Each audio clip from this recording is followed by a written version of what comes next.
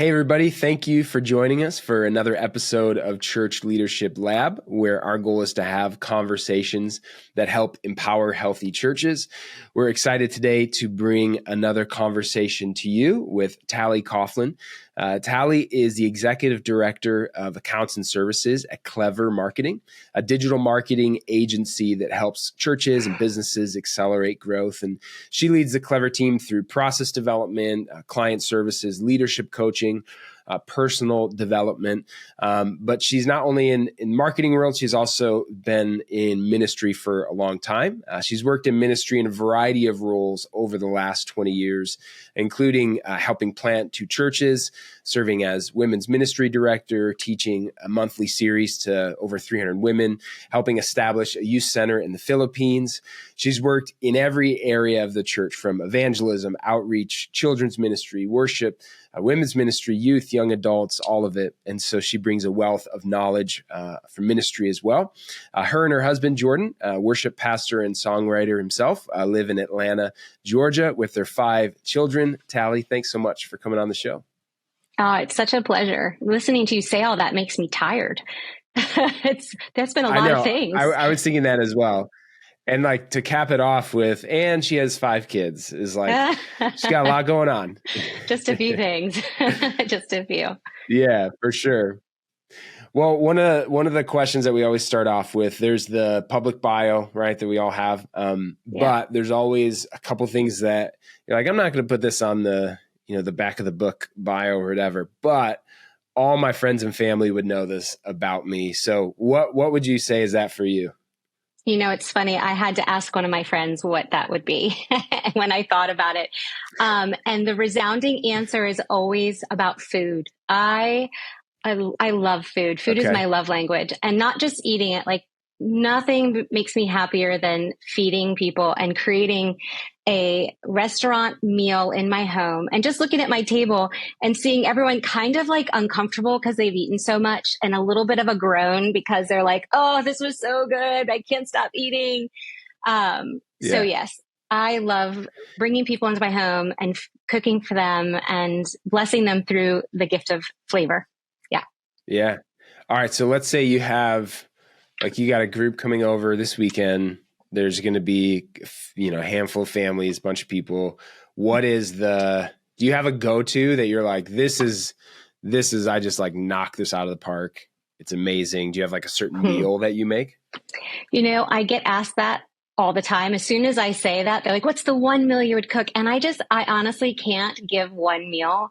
One thing I have learned when there are small, like children, is whatever you're making, make it deconstructible so that if there's flavors and layers and elements, so that the children can separate it and they aren't having this layered complex meal in front of them where they're like, I don't know what this is. I don't like it. So if it's Greek bowls, like yesterday, we had community group. We have about 15 to 20 young married couples in our community group that we're leading, and I made steak bowls. And so everything is separated. You've got your grains, you've got your seared steak, you've got all your toppings, and then this chimichurri sauce. And my 7-year-old would have none of the toppings and wanted just the steak and just the rice. And so that's kind of how I approach. How many kids, so there's not one thing that I would pick. I don't know. There's too many good meals out there to pick one. Yeah. That's smart. That's some like free parenting advice. People probably click play on this. They weren't expecting to walk away with some parenting advice, but I have 3 kids myself, and can confirm the more deconstructible, the more I can pick what I want or don't want, the more likely that they'll actually eat something. So that's right. It's less of a battle. Pick your battles with the kids. Don't make mealtime one of them. Yep. Yeah. Wise words. Well, we're going to talk about all things ministry, marketing, and kind of how those worlds collide. And I know that in our cultural moment where we are today, it's essential for churches to have a digital presence. Now, with that comes a lot of practices that can kind of fall into the marketing bucket. But I know that we don't necessarily love to think about marketing our church, because sometimes the word marketing implies that you're selling something. Yeah. So how can we maybe do a better job of thinking about marketing for our churches? Because I know that there are things that if we did harness and understand, it would be really helpful for what we are trying to accomplish. Yeah. I mean, I completely understand how the word marketing in the church can feel icky. And so I think it's important to define what is marketing and what it isn't. There's communications, and then there's creative, and then there's marketing, and there can be some overlap between those, but they are actually different. They use different tactics. And so to simplify, the marketing bucket is any activity or tactic that's used to attract an external audience. So we get confused because we think, well, emails to our members is marketing. Well, it's actually not. That's communications. You're communicating information with some kind of call to action from your already committed body of believers. So marketing is realizing where you are, who the people around you you're called to reach, and asking yourself, are we doing a good job reaching those people? And if not, what tools can we use to raise awareness of our church being here, or what services that we offer and what times those are, or what counseling offerings we might offer? Marketing asks the question, how can we measure the success of our outreach, our communications? It's tricky in the church because faithfulness, if we really think about biblical faithfulness, if one person hears the gospel and their life is transformed, well done, you've been faithful. If 1,000 people hear the gospel and their lives are transformed, well done, you've been faithful. And one is not better than the other in the eyes of the Lord. And so we have to keep in mind that numbers are not the goal here. Marketing in the church is asking, are we being effective to reach the people that God has placed around us? And so, yeah, in the secular marketplace, money, more, bigger is better, always. And so we have to keep in mind that we are actually in a kingdom world and not a secular marketplace. Does that answer some of that? Yeah, for sure. I think it's kind of that wisdom and discernment process to say, like, we obviously, if you're leading a church, I can hopefully safely assume you want people in your community to know about that, and to understand your presence at a bare minimum. And so I think, like, what I'm hearing too is there's a wisdom and discernment to then maybe take those practices that are in a marketplace might be intended for revenue growth and for, things of that nature, bigger, better, faster, stronger, all of that. But to take those and to say, okay, how can we use those in a way for redemptive purposes to make sure that we are known, and to make sure that it's people aren't like, I never knew that church was even there. Absolutely. And you've got, the number one way people are finding churches online is blank church near me. They're doing a Google search. And if your church doesn't show up in that, then you're not going to reach the people in that neighborhood, in that vicinity. And post-COVID, people are attending church online. They're tithing online. They're joining small groups online. And so there is a reality as a church that we need to engage instead of fighting against what is happening. Engage with it, but having a kingdom mindset as the ultimate goal and not necessarily growth. Growth should follow health. And so, there's almost like a pre-marketing position that I would suggest, determining, looking at your church, how healthy are we? How healthy is our staff? How healthy is our team? How healthy are our marriages? You can invite thousands of people in, but if they find a unhealthy church, that is not going to get you the results of the kingdom that you're desirous of. It's going to have people coming in and saying, ew, they're just like the world. And then they walk away. And so you don't want to put the cart before the horse, the marketing engine, the marketing machine, you have to be in a position to welcome first-time guests and know how to engage with them and know how to present to them, this is who we are, and this is what matters. So I think the selling is, we're not selling the church to the community. we're offering the church to the community. We're being the hands and feet of Jesus to the community. And so looking at marketing is like, are we selling our church well? I think is kind of a marketplace mentality of what the good is you're offering. You're offering the good news of Jesus Christ. And so what better offering do we have to our community than that good news? So you started to talk about a couple of those things that I think are like the pre-work to do. Like, I think what I start to think about then is, okay, so how can churches actually do like, people first marketing, or like marketing that isn't, like you said, we just want to get X number of metrics, X number of people through the door, and but actually, go about it to where they can lead with, this is who we are, this is who Jesus is, this is who the church is. So you touched on a few, and I think it's actually a really wise thing to say is there's actually some pre-work to do before you just jump into all of it.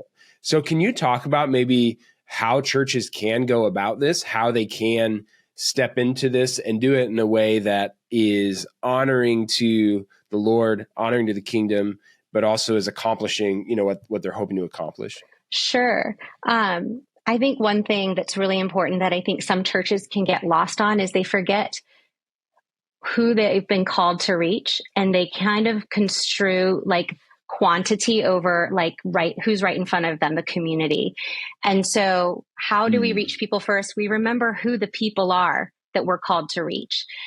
We can get very distracted by numbers and clicks and views and forget, no, these are human individuals who are living in a broken world, and we're called to touch them, to be the hands and feet of Jesus. And so I think it's really important for churches to remember their why and their who. That first calling is how we stay faithful. After that, we can use marketing strategies to reach people when we're looking at them as individuals. And so, for example, it could be a letter from the senior pastor to people who moved into a 2-mile radius of the church in the last 30 days, welcoming them into the zip code, letting them know that the church is here and that we're praying for them and we're available to them. Personalized, that is a way to market. It could be putting up a web page on your website that offers free marriage counseling to people who are in the community. It's people first when we don't forget the who. And it really does start with keeping the servant-hearted mindset at the front of mind, and really fighting hard against the numerical metrics as a win. Something I love about our church is that we have a ministry where we fill the pantries of public schools with snacks and food so that the kids who are dependent on these lunches, when that's not enough, they have more food to give to them. It's just us being in the community, getting food, actual practical needs. And people hear that and they're like, what? Why would you do that? I mean, it's just seeing the need, meeting the need. And that somehow has produced marketing in that they hear about our church. They're external, they're not members. And then they come and visit and develop relationships. And next thing you know, you have lives transformed by the gospel. Yeah. Well, and I think too, like, obviously, hopefully that those opportunities aren't led with the motivation of marketing. Right. Let's go serve. Obviously, the heart is, let's be the hands and feet of Jesus. Let's be the kingdom of God expanding forth into our city, our community, all of that. But what I'd say in the midst of that is also, it's okay for there to be some of those then secondary things that happen, whether it's, and there's a greater awareness of who we are. There's a greater awareness of what we stand for. There's a greater awareness of what we're here to do. I think maybe taking some stigma off of like, and it's okay that might happen, or that you might share about that in a way that people see that and hear that and go, oh, that's great. I think it's important with marketing to understand that using strategy to reach your community is not wrong. It's not biblical, and it can feel icky and uncomfortable because you're thinking strategically of the best way to do this. And, when I first got into the marketing industry, I also felt icky. I've been a pastor's wife for 20 years. And so all I've known all these years was just being with the people. And so the idea of selling something made me very uncomfortable. And I had this shift of realizing in the marketing world, there are consumers and they want to buy things. They want things. And so good marketing is getting the right goods to the people who want to purchase them and figuring out how do you figure out what those good goods are and how do you figure out the needs of the person. So marketing strategies in the church is saying there are people who long for community. There are people who long for church fellowship. There are people who are lost. They want to be connected to the thing that gives them hope. How can we strategically communicate to them that we are here, that the gospel is here, that the good news is here, that there are ministries that could bless and equip and serve them? So using strategy to identify who they are. What are the avenues that they use to communicate? Are you trying to reach the youth? Okay. Are the youth communicating on Snapchat? Are they communicating on Instagram? How do they utilize those tools? Okay. Well, if the youth are using these tools, then we can strategically make a plan to reach them with those tools. But if like the grandmas and grandpas at your church or the young marrieds are on Facebook and not using TikTok or Snapchat, don't try to reach them on those channels. Like know who you're trying to reach and what you're trying to say to them and what you're inviting them to. That strategy is not anti the mission and the Great Commission. It's thinking and it's planning, and then it's making it measurable so you can say, oh, that was a waste of time. Let's not do that again, Yeah. And I think my guess is there's some church leaders who just heard you say that needed that permission, that needed to hear somebody who has been in ministry for 20 years, that loves the Lord, loves the church, and also understands kind of marketing world and all that stuff to say like, it's okay. Sometimes we just need that permission. Yeah. And it unlocks a way of thinking, in our heads. It's like, okay, maybe I don't have to feel, gross about this. Right. It doesn't have to be gross. Yes. Indeed. Yeah. That's super helpful. Yeah. One of the things I wanted to talk about has to do, especially with smaller churches or churches that maybe don't have a large team, a large budget, somebody that they can say, hey, you just go and handle all of this. Obviously there's constraints that come with that: time, money, staff, all of that. What would you say are a few things that a church can do who might have a smaller team or have some of those constraints? What can they do to improve kind of how they show up digitally, how they show up, marketing wise, that won't necessarily overwhelm them or take up all their time. Any ideas for that? That's great. I mean, the first thing is remember who you are. So you're not trying to be one of these mega churches. So start there. Like remember who you are and who you're trying to reach. With that in mind, you could form a focus group of new attendees and ask them, how did you hear about our church? What made you want to come? Asking questions to learn how the church's name is being spread. Word of mouth is some of the best marketing that there is. So lives that are transformed by the gospel, when they go and share with their friends, my marriage was on the brink of disaster. I came to this church and my life was transformed, and now my marriage is blossoming. That is the best marketing anyone could ever get. But there are other things too. You take that couple and you say, okay, tell us more. How did you learn about our church? How would you have ever come to this marriage seminar if it hadn't been communicated to you about this, and that? So focus groups, gathering intel. You could do a discovery of how you appear on Google and just do a Google search and see where you are. Are you appearing at all on the first page? Are you not? Understanding where you land on Yelp or the reviews that are on your church. You could also ask members of your church to leave reviews and let people know that is word of mouth in a digital world. It's not necessarily in, face to face. So much of our communication right now, we're, in a digital world communicating face to face. So those reviews go far. I mean, truly, if I am looking for a church, I'm going to check them out online before I go. I'm going to check out their sermons. 100%. I'm going to check out their reviews. I'm going to check out photos. And so there are pieces of the puzzle that we just have to acknowledge that are being evaluated by potential visitors. And so looking at it through the eyes of a potential visitor, inviting someone in to do an audit of your website and what messages are being communicated. And if that's your intention, or if you're totally missing the mark. Right. I think, start small, don't bite off. Don't think that you need to go 0 to 60 super fast. Truly, faithfulness is everyday choices in a singular direction, day after day, doing good. And so, if you're going to do the focus group, focus on that for a minute and do it well. And don't think you have to do all of the things. I think we can kind of get like really excited and go all out and do all of the things and think this is going to get us what we want. And again, being tethered to that anchor, like who are we and who are we trying to reach will keep you from biting off more than you can chew. And then, look at your community and who God has put in there. You might not have them on staff, but you certainly have people who may know a little bit more about this than you do, senior pastor or church, children's ministry director, that can guide you. I mean, I have teenagers who help me figure this out all of the time because they see things through a different lens than I do. And I value their input in that. Not always. Some of it I don't, but a lot of it I am grateful for.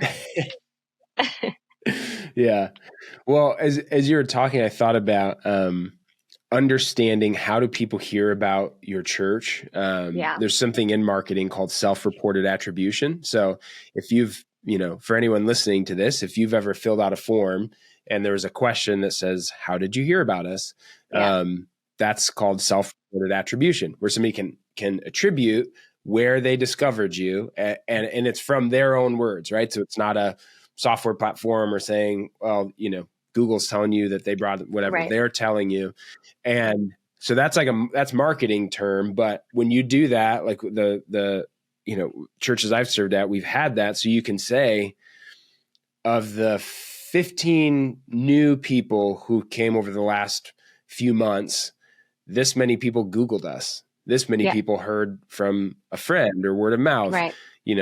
These people heard about us through Instagram or through letter in the mail that we had sent, whatever it is. But that's one of those examples where that's actually a marketing function.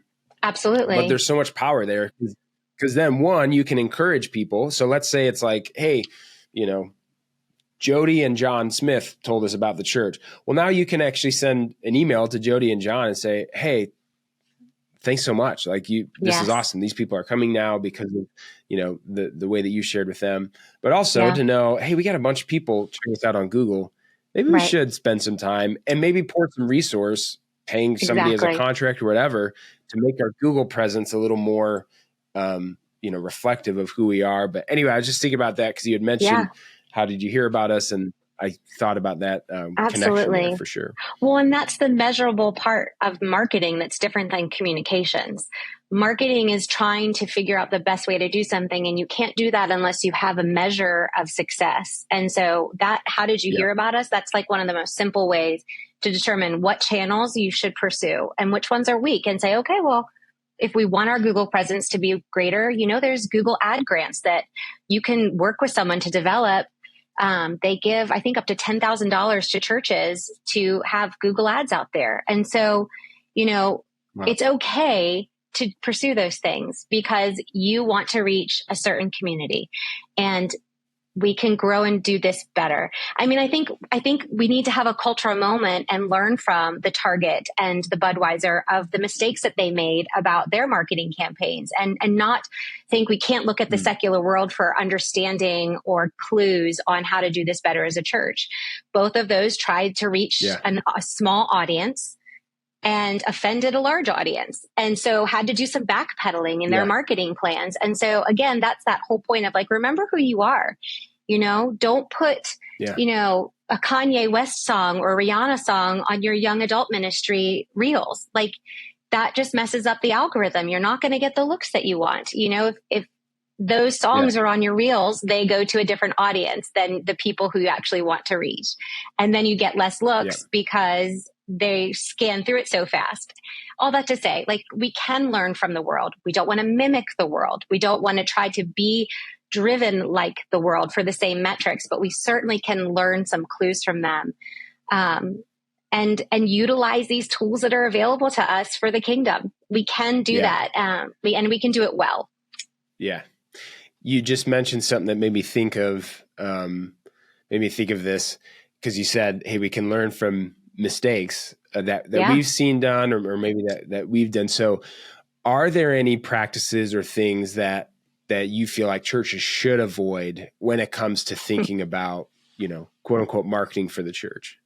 Yeah. I mean, other than Kanye and Rihanna songs on Reels. I mean, I'm whatever there's zero judgment on what you listen to. I'm just telling you how the algorithm works. No, for sure. I think it's important to remember how you win them is how you keep them. So if you are attracting attention to your church by being a hype church, and you're not a hype church, if you put a Ferris wheel outside of your building to attract the neighborhood, you're going to need to keep a Ferris wheel out in front of your building to keep them. And so remembering, you don't want to become something that you're actually unable to maintain and believe in and have buy-in from your already faithful members. Because then people begin to expect that always. So if you go on this huge Instagram reel campaign, your church is going to begin to expect reels. And so do you have the longevity and the stamina and personnel to do that? You might not. And so that might not be the right next move for you. The cleanest, most effective marketing is faithful teaching of the gospel. It's discipling your people. It's turning visitors into active and engaged members, and seeing lives transformed. And so, that is the cleanest avenue. After that, looking around you, like we said, learning from what you're doing well and learning from what you're not doing well, are good clues. But just keep in mind, like, don't be cautious of pursuing something that seems cool, that's a fad, that's a trend. If you can't maintain it or sustain it, and if you feel like there's some conflict of conscience in the process, if you feel like you're selling things in the marketplace, in the church, you remember what Jesus did in Matthew 21? He turned over the tables and said, get out of here. And so we don't want to defile the house of God by over implementing worldly methodologies in our sacred worship places. Yeah, I think that's really wise. And I think that's a helpful kind of guidepost to have as we're thinking about these things and deciding what should we do, what shouldn't we do, and all of that. So I appreciate you sharing that. Yeah. Well, one thing we love to ask everybody who comes on the show, again, the goal is conversations to empower healthy churches. So I would love to hear your thoughts on what is one essential component of a healthy church. I have two, and the first one's real simple. The second one I'll unpack in a second. The first one is 1 Timothy 1:15. Here's a trustworthy saying that deserves full acceptance. Jesus came into the world to save sinners. 1 Timothy 2, remember Jesus Christ. The healthiest churches remember the gospel and do not get distracted by secondary and tertiary things. Remember Jesus Christ. That is the mark of a healthy church. If the gospel is being preached every Sunday, if I can come into your church on a random Sunday and know that I'm going to hear the gospel, then you are a healthy church. So that's one. The second thing, which I'll unpack, is I think margin and healthy rhythms. I really think we forget how much we are watched as leaders in the church. And when we say, have rest, have Sabbath, have healthy rhythms, honor the Lord with your time, and yet we are burning ourselves to the max, there's zero margin. We're trying to do everything for everyone all the time. Well, what we say and what we do are in contradiction. And so a healthy church, I think, starts with a healthy leadership team who have healthy marriages and healthy households, who trust in the Lord enough that they can shut their computer down and be present with their families, that they realize that they aren't the only person that God can use to proclaim the gospel. And there's humility required there. We have to just say, I trust you, Lord, that you've brought a body together to do this work, and it doesn't rest solely on my shoulders. And so you can rest. And I think that gives your body permission to also say, we can rest. It's so countercultural. The world says hustle is best and go, go, go, go.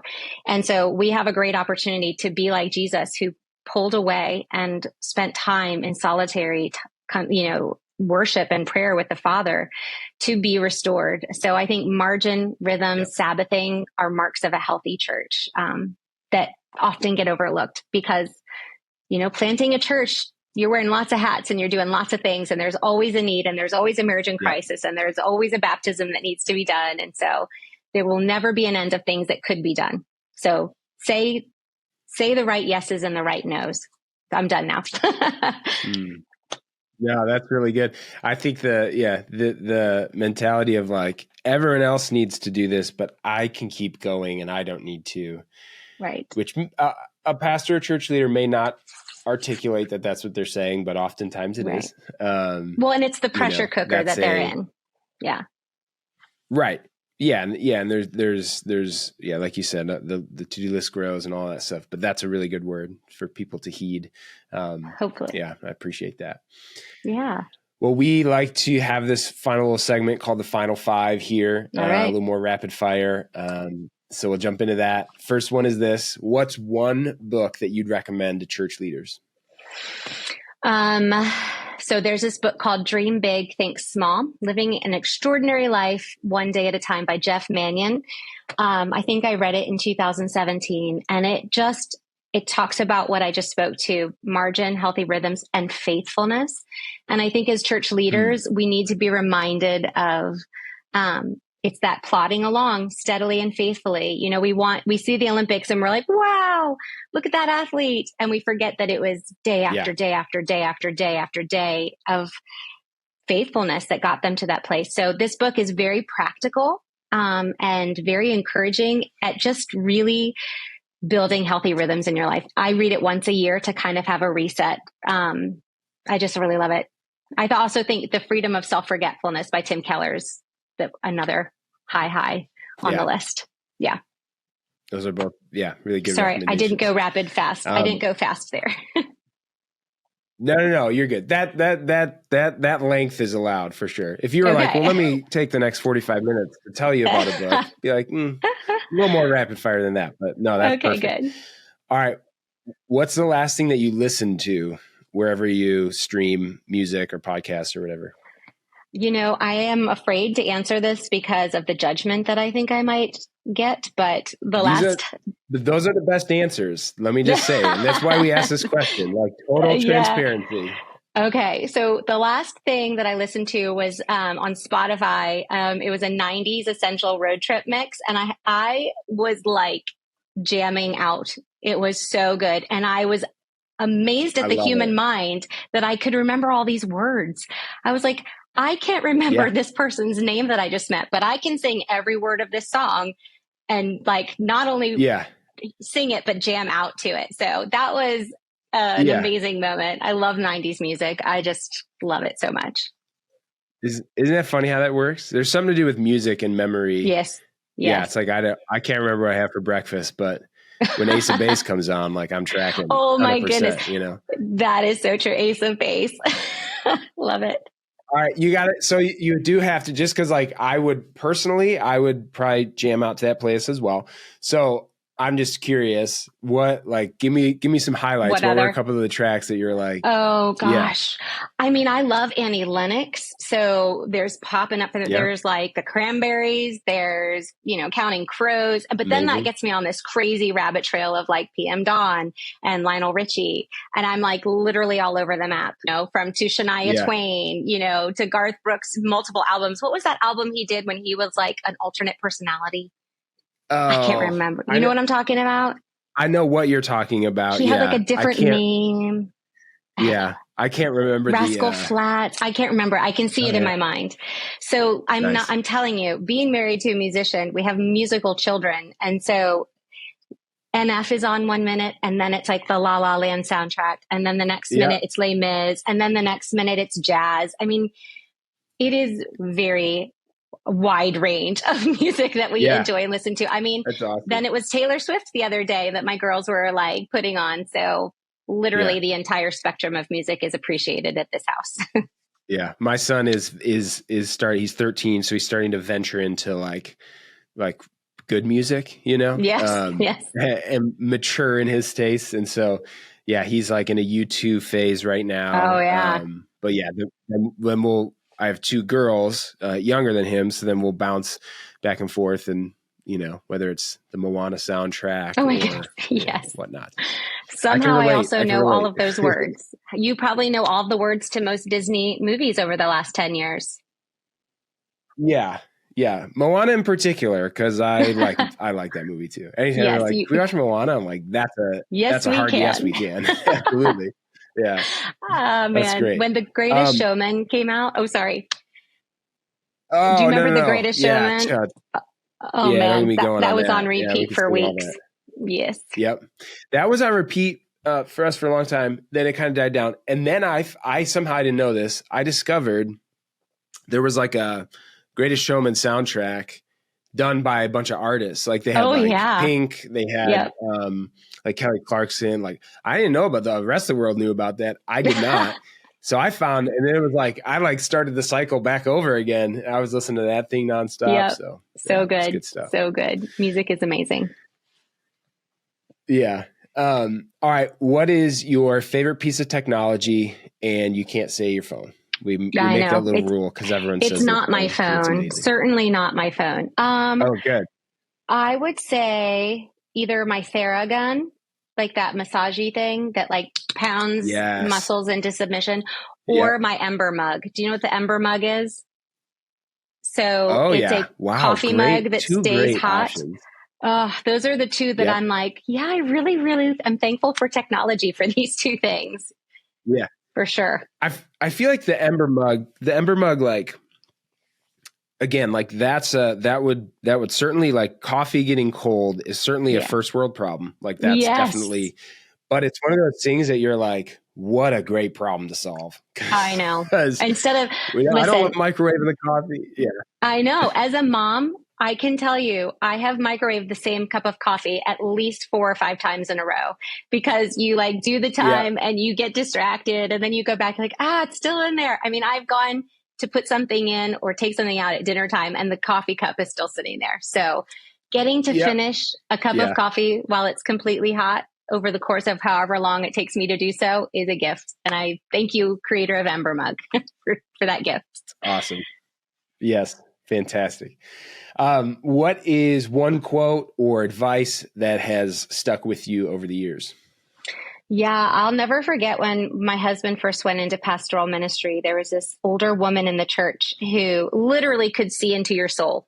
She would like look at you and you felt very seen and loved and cherished. And she said to me, Tali, you're going to disappoint people. You're going to let people down. That's the reality of humanity and ministry. You just are going to let people down. And so the sooner you can be okay with that, the sooner you can just be present with the people that God has put in front of you. And so from that, she has this idea of ministry that's just one gentle touch at a time. And so, you know, look for the people. It spurred in me to look for the people on the fringes of the Sunday gathering, or the people who are hurting or sitting by themselves, and just go have a gentle touch with them. You know, and that really impacted how I went to church on Sundays, where it used to be like, where are my people? Where are my friends? Who can I connect to? How can I, you know, have a great laugh or whatever? Who am I going out to lunch with? It became, no, I think I'm called to have a gentle touch and really listen and be present and listen to the spirit of who might be hurting here. So that released me from feeling like I had to be something for someone else and just be what Jesus wanted me to be. That was really exciting and freeing and like purposeful, like a purposeful direction for how I approach the Sunday gathering. So that's always stuck with me. Yeah. Gentle touch here and there. I love that. Yeah. I love that. All right. Last one. What's one thing that you'd like to communicate to our audience of church leaders? We live in a world that demands insta success and fast growth. And that is a distraction. And I would say, I think it's been the thread woven through this whole conversation. Faithfulness is so important. At the end of the day, I want Jesus to save me. Well done, good and faithful servant. Not, wow, look at how many followers you gained over 6 months.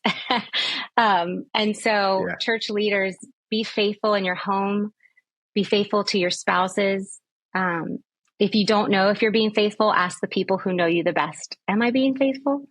And that might bring up some interesting questions. What even is faithfulness in your life? Do you know what faithfulness is in your life?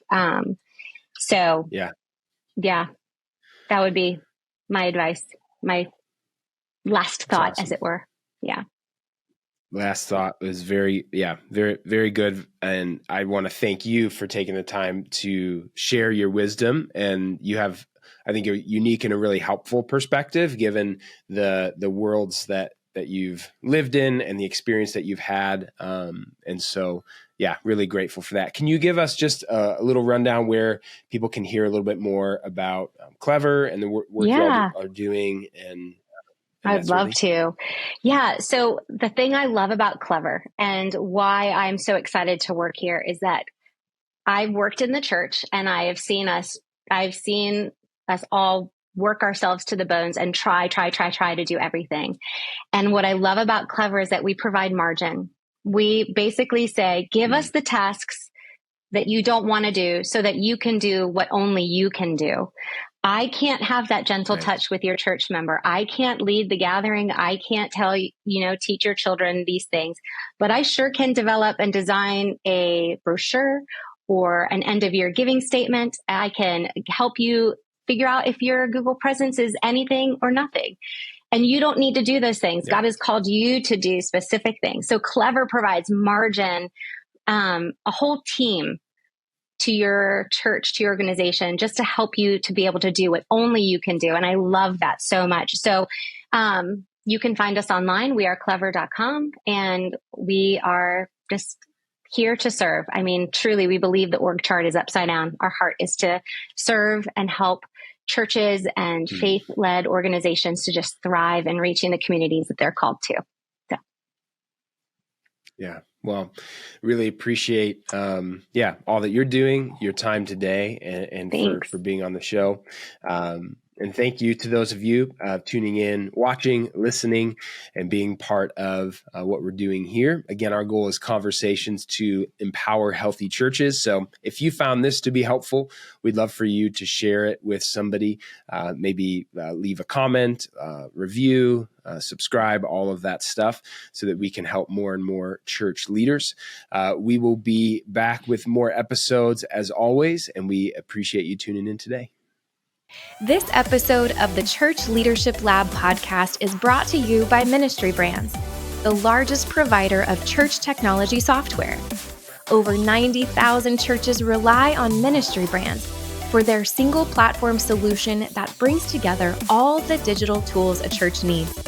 From online giving to websites to church management software and more, Ministry Brands is leading the way in simple to use, innovative solutions, all with the goal of empowering healthy churches. To learn more, visit ministrybrands.com.